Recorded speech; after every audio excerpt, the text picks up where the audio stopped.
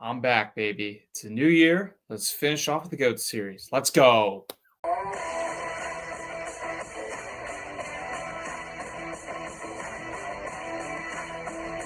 Hello, folks. Welcome to season 2, episode 20 of the GOAT series. I'm your host, Jeremy Hadler, and today I'm going to be talking about the greatest Dolphins player of franchise history up to this point. I'm back, baby. Finally get to do this now. I've been busy with schoolwork, but get to do this GOAT series, finish off season 2 here. But let me go over the rules like I always do here. As I always do, we choose 5 candidates. We always choose you when I have a guest on for who I think is the greatest Dolphins player of all time in franchise history up to this point. The criteria I always look for when we have our guest on, but unfortunately for this episode, we don't have a guest for this.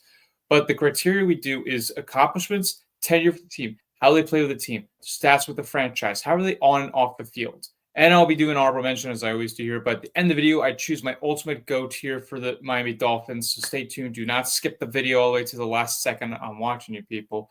But let's start off with my honorable mention. But before I start with the honorable mention, I'd like to give a quick shout out because this person didn't make the honorable mention list, but I definitely think he deserves a shout out because when I do these lists, usually it's about the players. But for the shout outs, I like to give it to Don Shula here because Don Shula, winningest head coach of all time in the NFL history, and he had the perfect season with the Miami Dolphins. He had that perfect season. So I'd like to give a quick shout out to him. Great coach, great person. But let's start with my honorable mention now. And that is Dwight Stevenson. Played 8 seasons for the Miami Dolphins. He's a Hall of Famer, made Dolphins Hall of Fame. He's a one-time Man of the Year. 4 first-team All-Pro, 1 second-team All-Pro, 5-time Pro Bowler. Now, the things that stick out to me with Dwight Stevenson is very intelligent, very athletic, and he had great leadership, and he was a core piece of that run game for the Miami Dolphins in the 1980s with that offensive success with Don Shula too. And he's one of the best centers of all time. I did mention him on the season 1 of the GOAT series, and I talked about him there. And he helped create that great offensive line for Dan Marino. Next player on my list is Larry Little. Played 12 seasons with the Dolphins. He's a Hall of Famer, 2-time Super Bowl champion, 5 first-team All-Pro, 2 second-team All-Pro, 5-time Pro Bowler, made Dolphins Hall of Fame. Now, the big thing with Larry Little I always remember is with that perfect season when they won back-to-back Super Bowls in 1972 and 1973. 72, of course, being that perfect season. He was a pivotal part of being that offensive line and helping that run game succeed. And the things that stick out to me when I was researching about him is his powerful run blocking. He's very good at bulldozing, and he helped pave the way for Hall of Fame running backs like Larry Zonka, who I'm going to talk about a little bit, and Mercury Morris. The big things that stick out to me with his game is he's really that lean blocker, bulldozing, lean those jet sweeps. He's leaning the sweeps out of the way, and he's very quick and agile. So he's very good in the run game, especially. That was his best part of him. But he's also very good in the pass protection as well. So all around, just a great player. I definitely think he has to get consideration when you get 5 first-team All-Pros. That's insane. Plus, you get 2 second-team All-Pros, and then just to add on caveat, you just get 2 Super Bowls. I think he definitely deserves to be at least recognized in here, and he lasted longer than Dwight Stevenson, so got to give credit to Larry Little here. Got to give credit to him here. But next player on my list is Zach Thomas. Played 12 seasons with the Dolphins, 5 first-team All-Pro, 2 second-team All-Pro, 7-time Pro Bowler, 2-time tackles leader in the NFL. His stats, folks, 17 interceptions. 4 of those were pick sixes. He had 45 passes defended, 16 forced fumbles, 7 fumble recoveries, 19.5 sacks, over 1,640 combined tackles, and he had 4 QB hits. The thing that sticks out to me about Zach Thomas is he's hard-nosed. He was gritty, playing style guy that would just get after people. And with that, he had a high football IQ. He was very intense, like I just mentioned, physical guy. And he was a tackling machine. He was able to tackle guys when if they're going the right side, he's able to go from like this side of the field, and the guys run, able to get him and stop him in time. He was very fast and quick too. He had those quick instincts to know what is happening. He was able to read those offenses, whether it's going to be a run play, throw. He was able to read what the offenses were going to do, and he really did a great job with that. And that is one of his biggest strengths I have seen with Zach Thomas when watching him through the highlights and just reading about him. He had great work ethic. Like, again, he was able to read those offenses just day in, day out, just reading those offenses for practice and in the game. He just know what's going to happen. And he was the heart and soul of that Miami Dolphins locker room for over a decade, especially on that defense. And he's just a great guy in general. But Zach Thomas definitely has to get praise here because 5 first-team All-Pros, like I just mentioned with Larry Little, plus you get 7 Pro Bowls, which to me, Pro Bowls are consistency. So he's very good for those consistent years. And he had a couple good sacks too. Again, 1,640 tackles combined of them. And he was very good in the pass coverage game too. So he was good stopping the run and good in the pass coverage we need to be. So Zach Thomas, I got to put in here on my list. Next player on my list is Jason Taylor. Jason Taylor played 13 seasons for the Miami Dolphins. He's a Hall of Famer, one-time Defensive Player of the Year, one-time Walter Payne Man of the Year, 3 first-team All-Pros, 1 second-team All-Pro, 6-time Pro Bowler, 1-time forced fumbles leader, 1-time sacks leader. In the Dolphins Hall of Fame, he's the all-time sacks leader in franchise history for the Miami Dolphins. His stats, folks: 8 interceptions, 72 passes defended, 43 forced fumbles, 27 fumble recoveries, 131 sacks, 723 combined tackles, 56 QB hits. Now, Jason Taylor, he is known for his quick first step with using speed and technique, and his technique was to spin move, but before that, he would go right up to the offensive line and spin quick and fast like Reggie White back in the day. Now you see most of the guys in the NFL today, like Myles Garrett, TJ Watt, just to name a few, they do that a lot, and it works. So Jason Taylor does a great job of that. Now, it really started with Reggie White, but Jason Taylor does a great job of that and using his athleticism to be a big part of that. And he would try to get that technique perfect so many times just to get it down, make sure it was 100% he was doing it correct. And he did it right. So that's a big thing to me. And he would get after the quarterback to disrupt that offensive line, pressure the quarterback to throw it away or get sacked or something to mess up. And he's a feared pass rusher. He was a great leader on and off the field for that Dolphins locker room, like we mentioned with Zach Thomas and the other guys too, like Larry Little and Dwight Stevenson. But he had a great word ethic like the other guys. But he was definitely a game changer. Underrated player, in my opinion. He doesn't get talked about that much in the NFL anymore, but he was very good. He was a very good player, and he was definitely a game changer. Definitely a great player. Has to be on this list to me. 2 more players, folks, and then I get to my ultimate Dolphins GOAT. But this guy played 8 seasons for the Dolphins, and that is Larry Zonka. Larry Zonka, Hall of Famer, 2-time Super Bowl champion, 1-time Super Bowl MVP, 1-time comeback player of the year, 2-time first-team All-Pro, 1-time second-team All-Pro, 5-time Pro Bowler, made a Dolphins honor roll, which is pretty much the Hall of Fame, and he made the Walk of Fame. So, again, he got his number retired as well, with number 39, and he's up there in the Dolphins franchise history of being put up there in the Hall of Fame. His stats, folks: he had 53 rushing TDs, 6,737 rushing yards, 91 receptions, 688 receiving yards, 4 receiving TDs, 7,425 total scrimmage yards. He's a very powerful punishing runner, very powerful bell cow guy, and he was known to be able to break tackles and run over defenders. Now, when I think of that, I think of like Saquon Barkley, Derrick Henry in today's era. Then mostly I think of Emmitt Smith and Barry Sanders.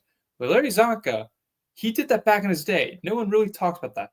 But he's fun to watch if you watch his highlight tapes. It's very fun to watch if you look on YouTube. And just be able to do that. And now, of course, he had a great offensive line, like I mentioned with Larry Little, and he had other guys, too, to help him out to create that Super Bowl perfect season team going back-to-back with the 72 perfect season Miami Dolphins and then 73, of course, with one of the greatest head coaches of all time, Don Shula. But Larry Zonka would just get after the guys. He would just try to beat the defenders down, just run over them. That was his game. And that is something I always like about Larry Zonka, just watching him. It was just awesome. Now, he did win a Super Bowl MVP one time with that perfect season, and he did get recognition a bit. And an interesting fact about Larry Zonka is he's the all-time leading rusher for the Miami Dolphins in franchise history, too. So, again, has to be put on this list here.